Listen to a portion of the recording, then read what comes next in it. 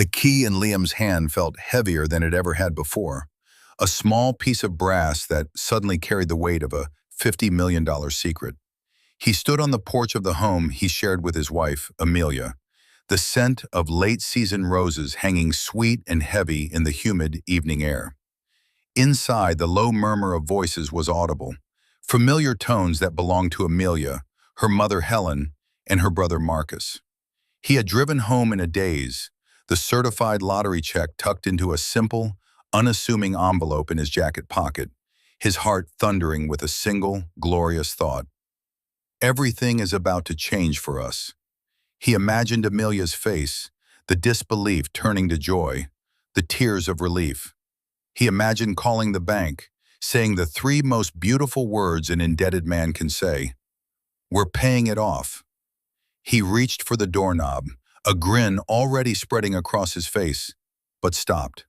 The voices inside sharpened, becoming distinct.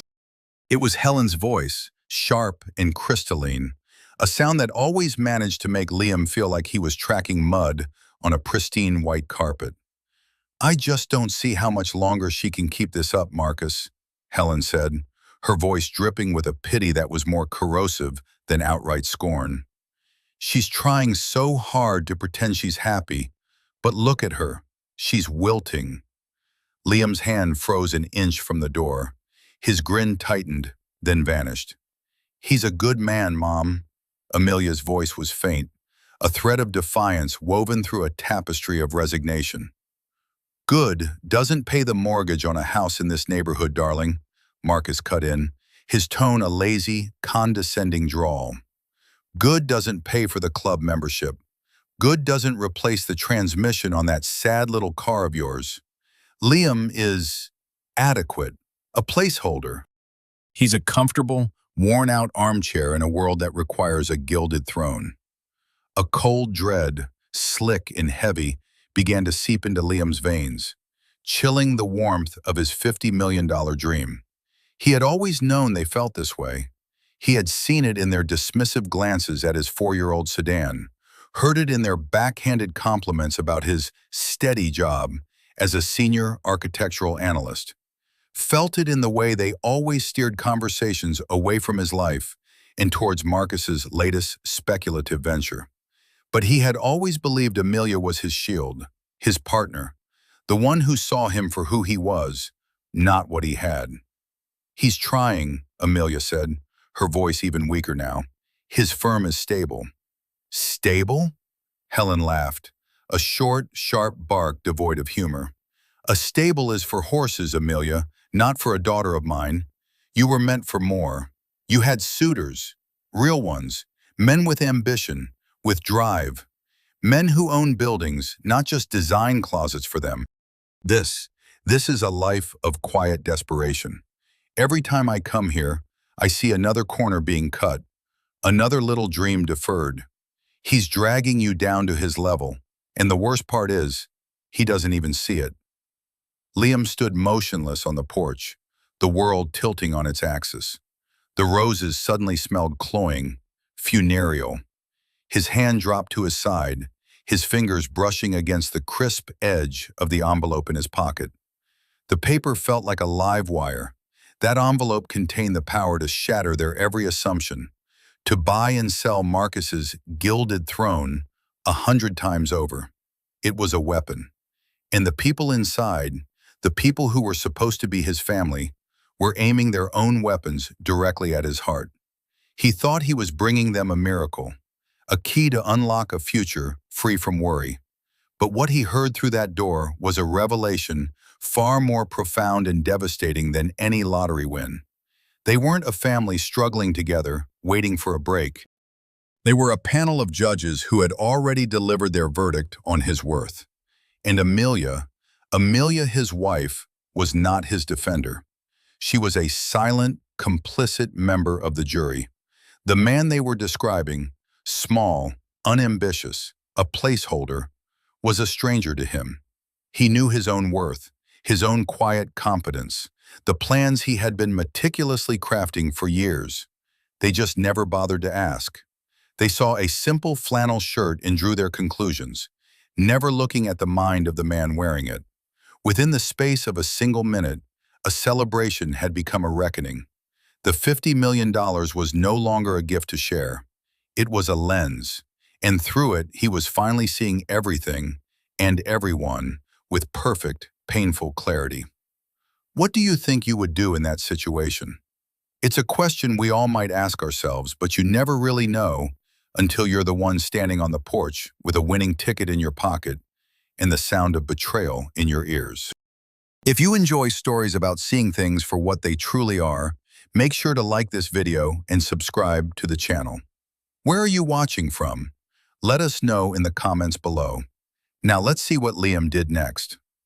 The conversation inside faded into a dull, meaningless hum, like the drone of a distant hornet's nest. Liam took a slow, deliberate step back from the door, his shoes making no sound on the worn, wooden planks of the porch. He turned and walked down the steps, each one a descent from the life he thought he had. The streetlights flickered on, casting long, distorted shadows that danced around him like specters of his shattered illusions. He didn't get into his car. Instead, he walked.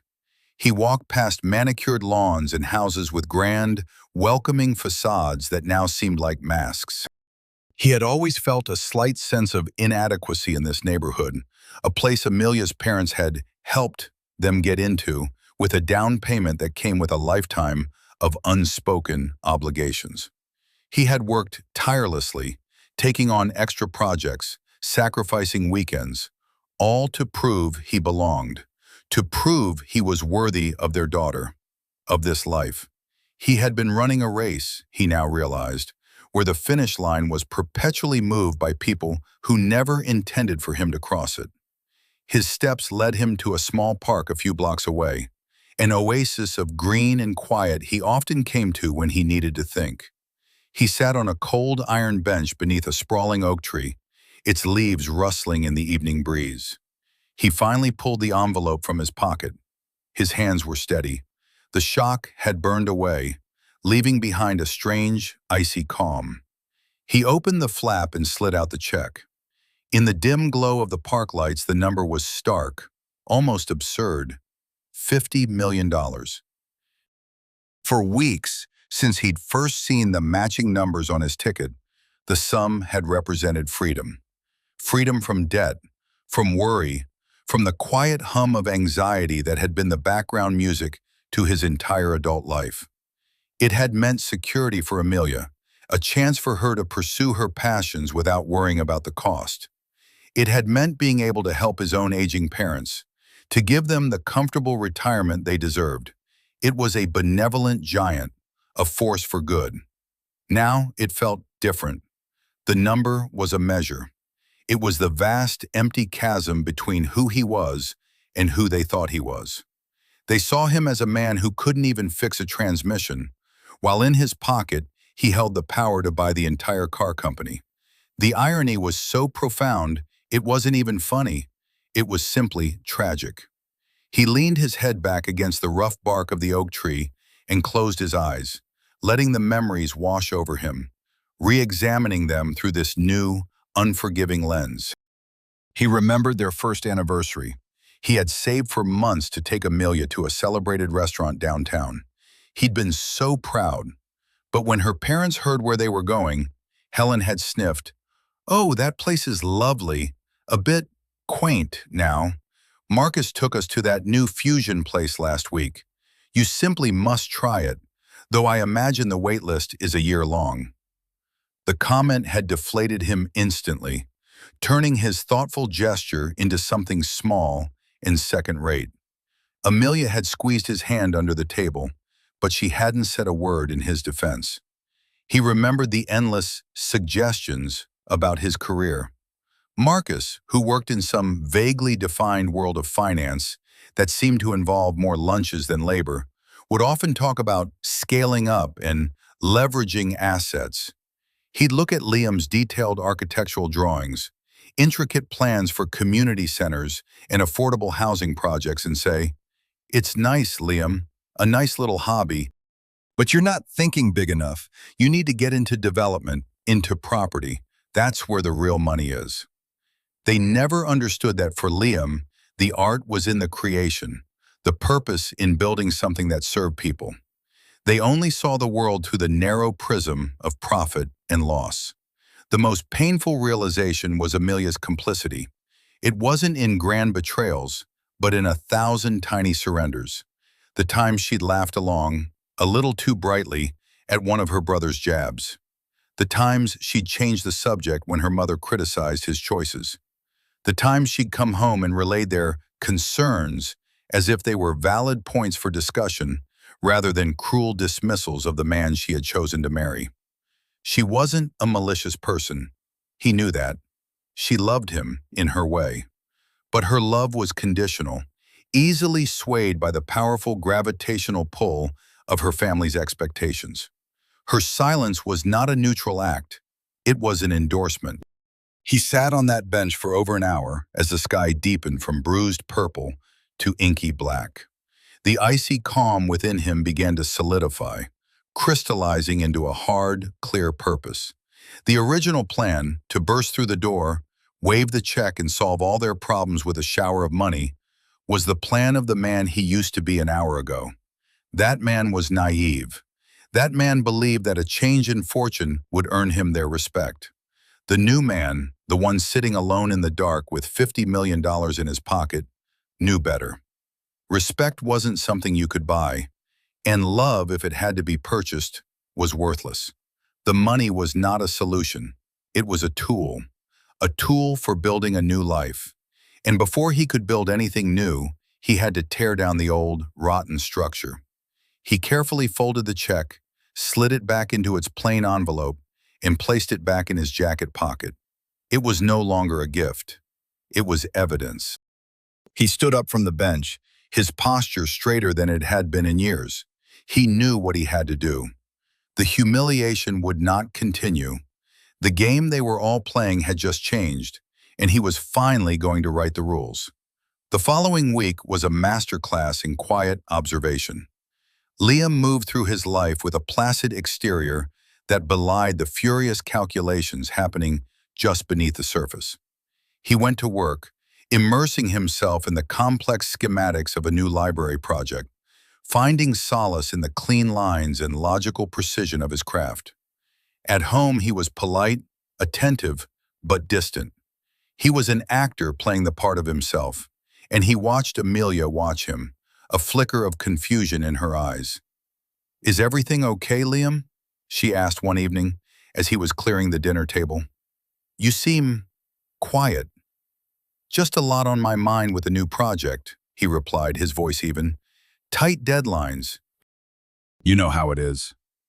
It was a plausible lie, one he had used before, and she accepted it because it fit her narrative of him, the steady, slightly stressed provider.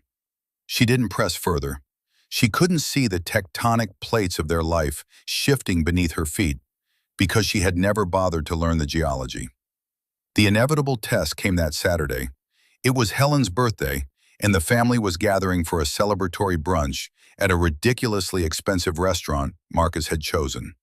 It was the kind of place with more foam than food on the plate, where the waiters spoke in hushed, reverent tones.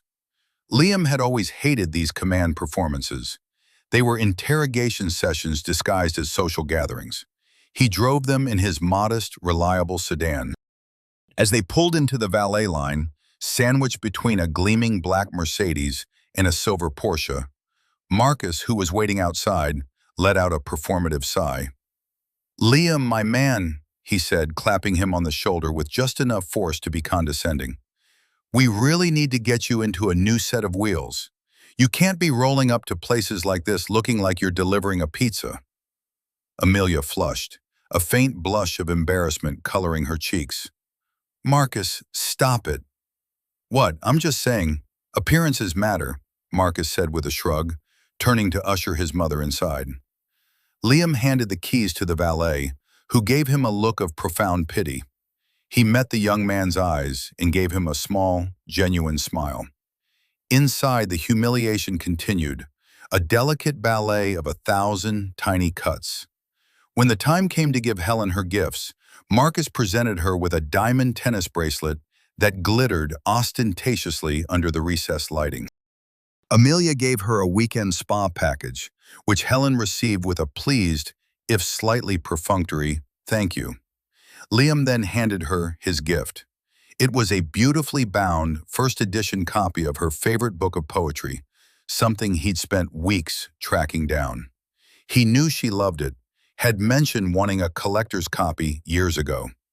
Helen unwrapped it, a flicker of genuine surprise on her face. "Oh, Liam, this is thoughtful." She used the word thoughtful the way one might describe a piece of macaroni art made by a toddler, a well-intentioned effort, but ultimately of no real value. Marcus peered over her shoulder. "A book," he said, drawing the word out. "Charming. Probably set you back a whole $50. He laughed, and after a moment's hesitation, Amelia joined in with a tight, nervous titter. Liam didn't react. He didn't defend himself. He simply watched them, filing the moment away. He felt his fingers instinctively drift to his jacket pocket, where the envelope now resided permanently. It was a touchstone, a secret source of strength. The weight of it in his pocket was a physical reminder of the absurdity of their judgment. They were measuring him with a broken ruler. Later, as the conversation turned to summer vacation plans, Helen spoke of a family trip to Tuscany. "We've rented a villa," she announced. "It will be divine. Of course, Liam, we know that might be a bit of a stretch for you with your work, but you're welcome to join for a weekend if you can manage it." The offer was layered with insults. The assumption that he couldn't afford it. The implication that his job was so insignificant he couldn't possibly take a real vacation. The positioning of him as a guest on their grand tour, a charity case allowed to tag along. "We'll see, Helen," Liam said, his voice calm and measured. "Things are quite busy at the moment." He caught Amelia's eye across the table. She was looking at him with a strange expression, a mixture of pity and frustration. She wanted him to be more, to be what they wanted. She saw his quiet dignity not as strength, but as a lack of fight, a passive acceptance of their low opinion of him. She thought he was losing. She had no idea he wasn't even playing their game anymore. He was setting up an entirely new board, one where they didn't even know they were pieces. As Marcus launched into a loud, boastful story about a stock tip, Liam took a slow sip of water and began to make a list in his head. It was a list of every slight, every insult, every moment of casual cruelty. It was a long list, and he knew, with chilling certainty, that soon he would have the opportunity to read it back to them, item by painful item. The first call Liam made was not to a realtor or a car dealership, but to a name he'd been given by a senior partner at his firm, a man known for his discretion and formidable intellect. Arthur Vance was not just a financial advisor. He was a wealth strategist, a consigliere to the city's old money and its newly minted tech billionaires. His office was in a discreet, unmarked building of granite and smoked glass, a world away from the flashy, glass-walled towers favored by people like Marcus. Liam sat in a supple leather chair opposite Arthur's clean, uncluttered desk. Arthur was a man in his late 60s, with sharp, intelligent eyes that seemed to see everything and a calm, reassuring demeanor. He had listened without interruption as Liam explained his situation. Not just the lottery win, but the context, the family dynamics, the quiet humiliations, the reason for his caution. When Liam finished, Arthur leaned back in his chair, steepling his fingers. "This is a fascinating problem, Mr. Hayes," he said, his voice a low, pleasant baritone. "It is at its heart not a financial problem, but a human one. The money is simply the catalyst that has brought it to the surface." "I don't want revenge, Arthur," Liam said, surprising himself with the clarity of his own conviction. "I want a reset. I want to build a life based on truth, not on their perception of my value." "An admirable goal," Arthur nodded, "and a much more sustainable one than revenge. Revenge is a fire that consumes the person who lights it. What you're describing is a controlled demolition. You need to clear the site before you can lay a new foundation. So, let's get to work. Over the next 2 weeks, Liam's life split into two parallel realities. In one, he was the same old Liam, driving his sedan to work, eating dinner with his increasingly distant wife, and enduring condescending phone calls from his in-laws. In the other, he was the commander of a silent, efficient army of lawyers, accountants, and investment managers, all orchestrated by the unflappable Arthur Vance. He learned about trusts, revocable and irrevocable.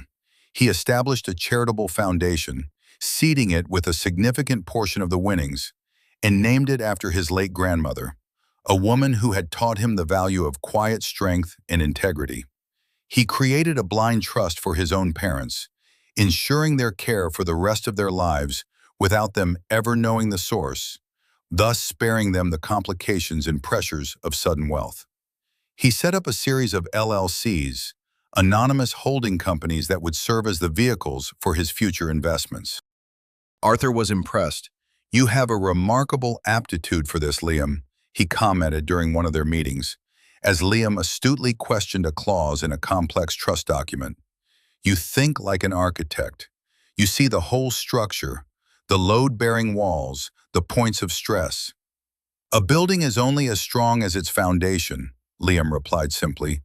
"I'm just making sure this one is built on solid rock."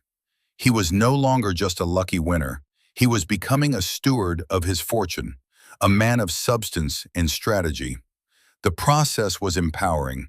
Every legal document signed, every asset strategically allocated, was another stone in the wall he was building around his new life. He was creating a fortress of independence, and it was a structure his in-laws, with their superficial understanding of wealth, would never be able to breach. One afternoon, Arthur presented him with a portfolio of potential real estate investments. One of them was a modest commercial building in the heart of the financial district. It was fully leased, a solid, if unspectacular, source of income. Liam looked at the address and a slow smile spread across his face. "This one," he said, tapping the prospectus. "I want this one." Arthur raised an eyebrow. "It's a fine property, but there are others with a higher potential yield." "I'm aware," Liam said, "but the primary tenant on the ground floor is the downtown branch of Northwood Mutual Bank." "Yes? It's the bank that holds the mortgage on my house," Liam said, his voice perfectly level. "The one my wife's family is so worried about." Arthur Vance, a man who had seen fortunes won and lost, who had navigated the complex egos of the world's most powerful people, leaned back and laughed. It was a deep, genuine laugh of pure appreciation. "Liam," he said, a twinkle in his sharp eyes, "you are going to do just fine." Liam felt the last vestiges of the victim melting away, replaced by the quiet confidence of a man who was not just reacting to his life, but deliberately and meticulously designing it. He still carried the envelope in his pocket, but it was no longer a touchstone of anger. It was a blueprint, and the construction was well underway. The call came on a Tuesday evening. It was Amelia, her voice tight with a forced, unnatural cheerfulness. "Hi, honey. I was just talking to Mom and Marcus. They want to come over for dinner on Friday to talk about a few things." Liam, who was reviewing the final purchase agreement for the bank building, felt a profound stillness settle over him. "Oh, anything in particular?" "Just, family stuff, summer plans, things like that," she said, her vagueness a blaring alarm. He knew exactly what this was. They had been patient by their standards, but their patience had run out. This was the intervention, the carefully orchestrated meeting where they would finally lay their cards on the table and try to manage him out of Amelia's life. The quiet before the storm. "Of course," Liam said, his voice a mask of pleasantry. "Friday sounds fine. I'll cook." The days leading up to the dinner were thick with a palpable, unspoken tension. Amelia was a whirlwind of nervous energy, cleaning the house obsessively, planning the menu, then replanning it. She was staging the scene for a drama she didn't fully understand. She thought she was preparing for a difficult but necessary conversation. She was actually setting the table for an execution. Liam, by contrast, was an island of calm. He went about his routine with a serene, almost detached focus. On Friday morning, he received a call from Arthur. The deal was done. The building was his. He now owned the granite and marble hall where his mortgage payments were processed. The irony was a quiet, private pleasure. That afternoon, he went to the bank, his bank, and made a withdrawal from one of his new accounts. He then went to another bank and acquired a cashier's check. He returned home and placed it, along with a few other carefully selected documents, inside a simple, unassuming manila folder. As evening approached, he began to cook. He prepared a simple, elegant meal, one of Amelia's favorites from the early days of their marriage. Roasted chicken, rosemary potatoes, a fresh garden salad. It was the food of a life they were supposed to have built together, a life of simple comforts and shared joys. As he worked, he felt a pang of genuine sorrow for that lost future, for the woman he thought he had married. But the sorrow was a distant echo, drowned out by the clarity of the present. He set the table with their best china, the wedding gifts that had sat in the cabinet for years, reserved for special occasions. He lit candles. The house looked beautiful, warm, and inviting, a perfect picture of domestic bliss. On the polished surface of the coffee table, next to a vase of fresh flowers, he placed the manila folder. It looked innocuous, boring, easily overlooked, but it was the most important object in the room. It was a bomb with a silent timer. Amelia came downstairs, dressed in a silk blouse and tailored slacks. She looked beautiful and anxious. "Everything looks wonderful, Liam," she said, avoiding his eyes. "I wanted it to be a nice evening," he replied, his sincerity absolute, though his definition of nice had changed dramatically. The doorbell rang at precisely 7 o'clock. Liam opened it to find Helen and Marcus standing on the porch, their faces arranged in expressions of solemn gravity. They looked like a delegation arriving to deliver bad news, which, in a way, they were. "Liam," Helen said, bestowing a chilly air kiss near his cheek. "Good to see you, buddy," Marcus said, giving him another one of his overly familiar shoulder claps. They swept into the living room, their arrogance filling the space like a noxious gas. They accepted a drink from Liam, making small talk that was painfully stilted. They were predators circling, waiting for the right moment to strike. Liam let them wait. He was calm. He was ready. He had built this moment, piece by piece, and he would see it through to its conclusion. The quiet was about to end. The storm was here. They ate dinner in a state of tense civility. Helen complimented the chicken with the faint surprise she always reserved for any evidence of Liam's competence. Marcus dominated the conversation, recounting a recent business trip that sounded more like a vacation, name-dropping resorts and restaurants. Liam listened more than he spoke, calmly eating his meal, a silent observer at his own tribunal. Amelia picked at her food, casting nervous glances between her husband and her family. After the plates were cleared and they had moved back to the living room with coffee, the charade finally dropped. Helen set her cup down with a decisive click, the sound echoing in the quiet room. She looked at Liam, her expression a careful blend of sympathy and resolve.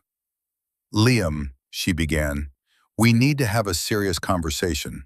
We're here tonight because we love Amelia, and we are deeply, deeply concerned about her." Marcus leaned forward, assuming the posture of a man about to deliver a difficult but necessary truth. "Look, Liam, you're a decent guy. No one is saying you're not, but we have to be realistic about the situation. Amelia deserves a certain kind of life, a life of security, of opportunity. A life you, with the best will in the world, simply cannot provide." Liam remained silent, his hands resting calmly in his lap. He let them talk. He wanted the full measure of their condescension, the complete catalog of their grievances, out in the open. "This isn't about money," Helen said, in a tone that made it clear it was entirely about money. "It's about compatibility, ambition, a shared vision for the future. Amelia has been stifling her own potential to accommodate your limitations." Amelia sat frozen on the couch, her face pale. She wouldn't look at Liam. She just stared at her hands, which were twisted together in her lap. The silent enabler. Her lack of protest was his final confirmation. "We've seen her dim her own light for too long," Marcus continued, his voice taking on a patronizing, almost mournful tone. "And frankly, we can't stand by and watch it happen anymore. It's not fair to her. It's not even fair to you, to be in a position where you can never quite measure up." They had it all worked out. They painted a picture of him as a well-meaning but ultimately inadequate man, a starter husband who had served his purpose, but was now holding their precious Amelia back from her grand destiny. And then Marcus delivered the killing blow. "There's someone else we'd like her to meet," he said, as if discussing a business merger. "Richard Sterling. His father is a partner at my firm. A fantastic family, incredible connections. He's very taken with Amelia. He can give her everything." The room fell silent. The words hung in the air, ugly and obscene. They weren't just suggesting a separation. They were arranging her next match, trading her up as if she were a luxury car at the end of its lease. Liam let the silence stretch, forcing them to sit with the crudeness of what they had just proposed. He looked from Helen's self-righteous face to Marcus's smug one. Then, finally, his eyes settled on Amelia. He was looking for a flicker of outrage, a spark of loyalty. He saw only shame and resignation. He took a slow, deep breath. When he spoke, his voice was not angry. It was quiet, calm, and devastatingly precise. "Let me see if I understand," he began, his tone conversational. "You've come into my home, eaten my food, and are now informing me that my marriage is over because you found a wealthier suitor for my wife. Is that a fair summary?" The directness of the question caught them off guard. "Well, when you put it so bluntly," Helen stammered. "How else should I put it?" Liam asked, his gaze unwavering. "You've judged me. You've found me wanting, not because I'm unkind or unfaithful or unloving, but because my financial statement doesn't meet your expectations. You've built your entire worldview on a foundation of wealth and status. You value a brand name over a good name. What does that say about you?" He had turned the moral mirror on them, and they flinched from their own reflection. "Now wait a minute," Marcus blustered, his composure cracking. "This isn't about us." "Isn't it?" Liam's voice remained soft, but it now held an edge of steel. "For 5 years you have treated me with a condescension that you've mistaken for subtlety. You've mocked my car, my job, my home. You've never once asked me about my work with any genuine interest. You've never once acknowledged any of my successes because they don't fit the narrative you've written for me. The narrative of the adequate man who is dragging your daughter down." He paused, then reached for the manila folder on the coffee table. His movements were slow, deliberate. He opened it. "You're worried about this house," he said, looking at Helen. "Worried about the mortgage. That's understandable." He slid a document across the table. "This is a paid-in-full notice for the mortgage. I took care of it this morning." 3 pairs of eyes stared at the paper in stunned disbelief. "How?" Amelia whispered, finally looking at him. "How is that possible?" "You're right, Marcus," Liam continued, ignoring her question and turning to his brother-in-law. "Appearances do matter. You've always been concerned with big, impressive assets." He slid another document from the folder. It was the deed to the commercial building downtown. "I find it's better to own the building the bank is in. It simplifies things. This is one of my recent acquisitions." Marcus's jaw went slack.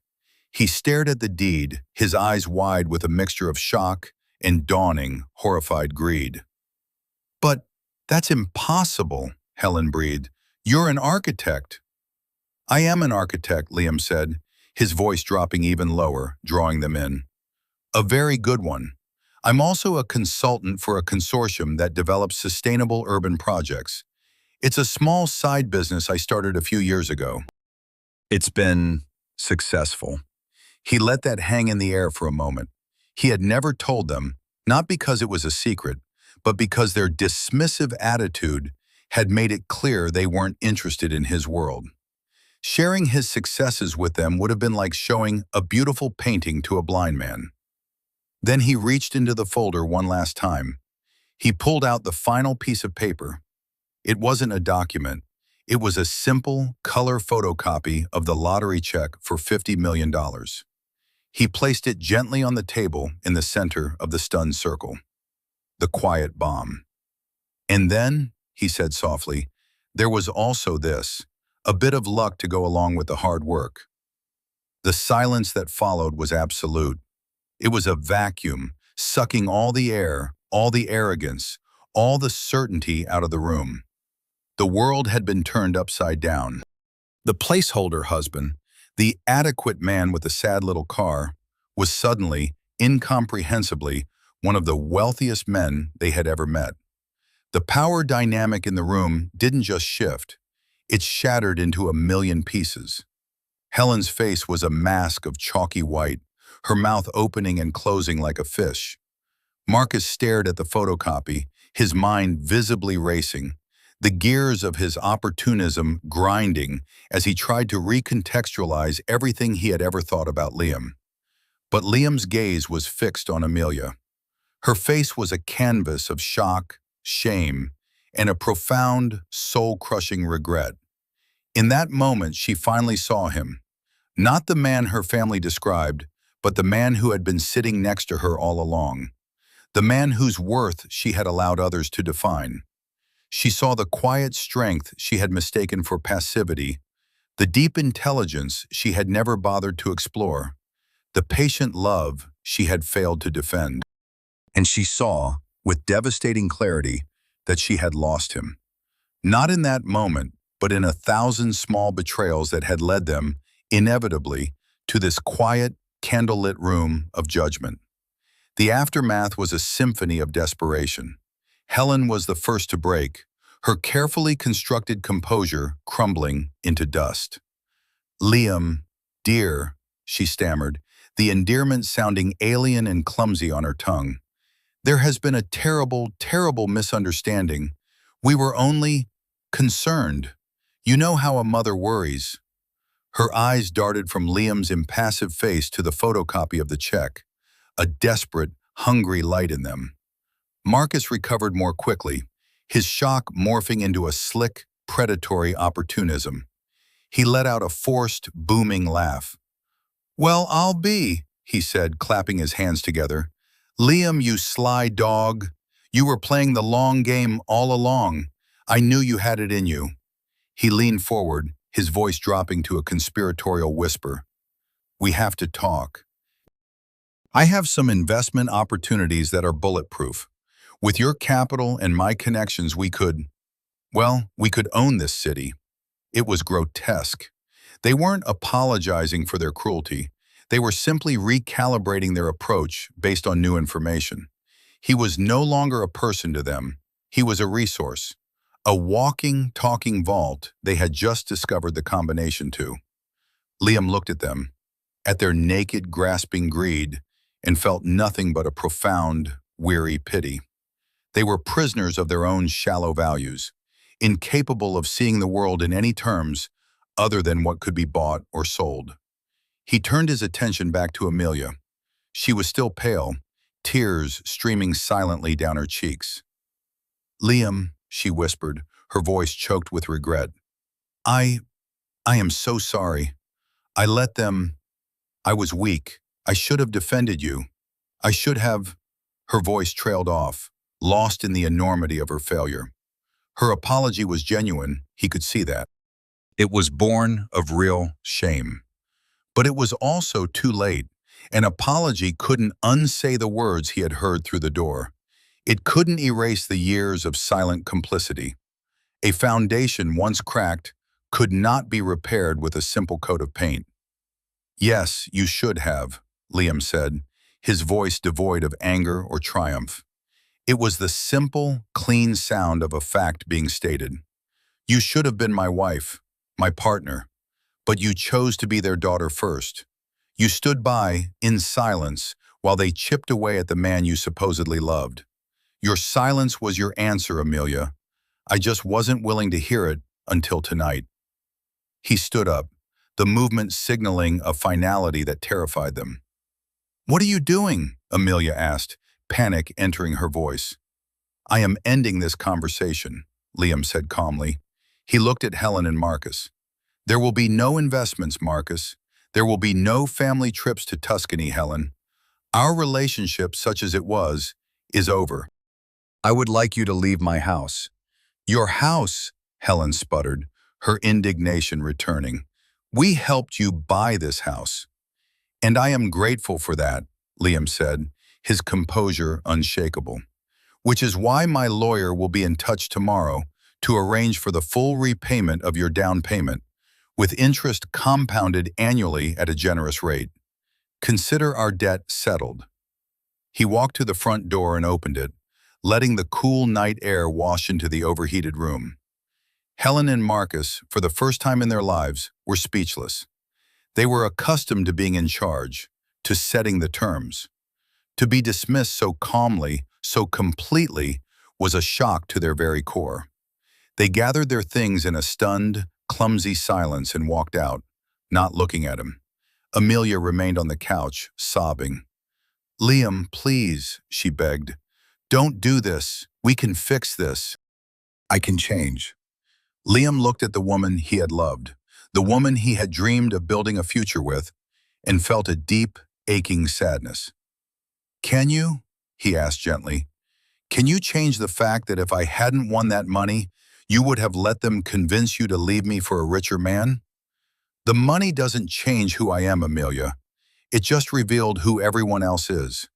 I need to be with someone who values me for who I am when I have nothing, not for what I have when I have everything." He didn't need to ask her to leave.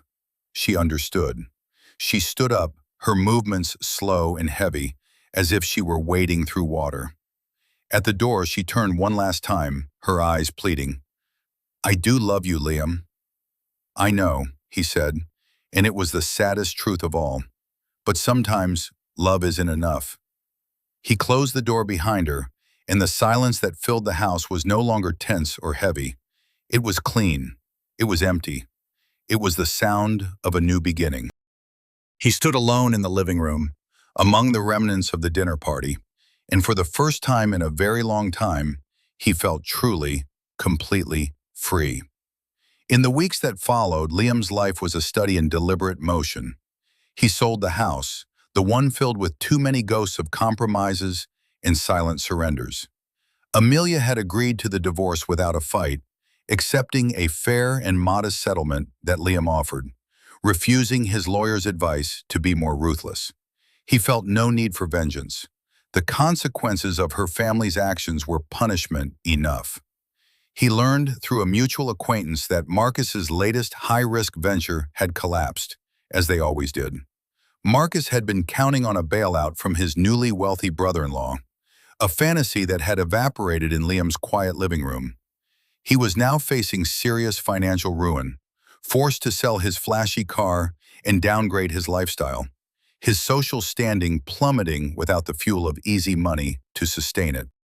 Helen, stripped of her son's vicarious success and her daughter's advantageous marriage, had withdrawn from her social circles, the humiliation of her misjudgment too great to bear. They had built their world on a volcano of arrogance, and they were now living in the ashes. Poetic justice was often simply the natural outcome of a flawed design. Liam, meanwhile, moved into a minimalist, modern apartment downtown with a stunning view of the city skyline he helped shape. He didn't buy a fleet of luxury cars or a mansion. He bought time. He resigned from his firm not because he didn't love the work, but because he wanted to pursue it on his own terms. He opened his own small, boutique architectural studio, focusing exclusively on the projects that had always been his passion: innovative community centers, beautifully designed public libraries, and sustainable, affordable housing. His first major project was the one he had discussed with Arthur Vance. He established the Eleanor Foundation, named for his grandmother, and its inaugural mission was to fund and build a state-of-the-art youth and arts center in the underserved neighborhood where he had grown up. He threw himself into the project, not just as a funder, but as the lead architect. He was on the construction site every day, talking with the foreman, sketching modifications on dusty plywood, his hands dirty, his mind clear, his heart full. He was building something real, something that would last, something that would provide opportunities to kids who needed them. He was transforming his luck into a legacy. One afternoon, as he was leaving the construction site, he saw Amelia. She was standing across the street, just watching. She looked different, thinner, her clothes less curated, her expression more thoughtful. She didn't approach him. When she saw that he had noticed her, she just gave a small, sad smile and walked away.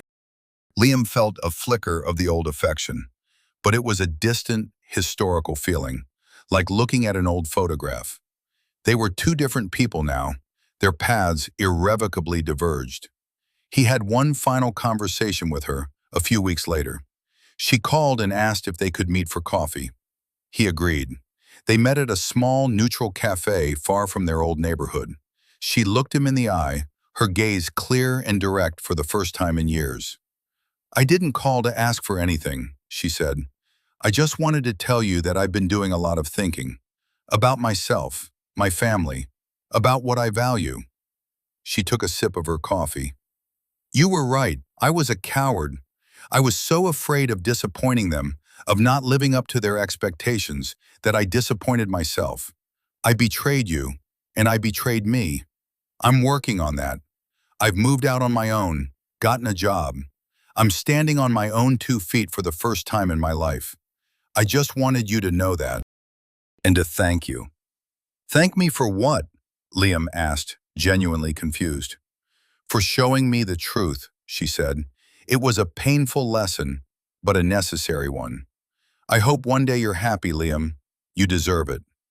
They parted ways not as estranged lovers, but as two people who had once shared a life, who now acknowledged the unbridgeable distance between them. There was no reconciliation, but there was a form of peace. Her journey was her own now, and he wished her well on it. He walked away from that cafe feeling not a sense of victory, but of closure.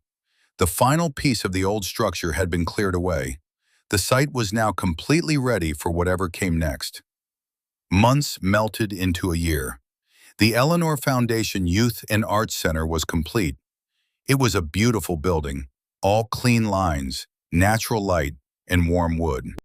It was filled with the sounds of children laughing in the art studio, the rhythmic thump of basketballs from the new gym, the quiet hum of students working in the computer lab. It was a place of hope and possibility, a testament to the idea that a single person's good fortune could ripple outward, touching countless lives. Liam stood on the rooftop garden he had designed, looking out over the neighborhood. The city lights were beginning to twinkle on against the deep indigo of the twilight sky. He wasn't the same man who had stood on that porch with a lottery ticket in his pocket. That man had been seeking validation from people who were incapable of giving it. This man sought validation only from himself, from the integrity of his work, from the positive impact he could have on the world. The $50 million had not, in the end, been the most valuable thing he had gained. The true prize was the clarity that came with it. The wealth had been a powerful solvent, dissolving the illusions that had propped up his old life, revealing the true character of everyone around him, and most importantly, revealing the strength and purpose within himself. He had learned that true worth has nothing to do with the numbers in a bank account. It's measured in the foundations you build, in buildings, in relationships, and in your own soul. It's about building a life that is structurally sound, a life where the exterior appearance is an honest reflection of the internal strength. He smiled, a real, unburdened smile. He was at peace. He was happy. He was home. What an incredible journey of self-discovery and vindication. Liam's story teaches us a powerful lesson that our value is not determined by the opinions of others or the size of our wallet, but by our integrity, our character, and the positive contributions we make. It's a reminder to build our lives on a foundation of self-respect, because that is the only wealth that can never be taken away. What did you think of Liam's final decision? Was it the right one? We'd love to read your thoughts in the comments below.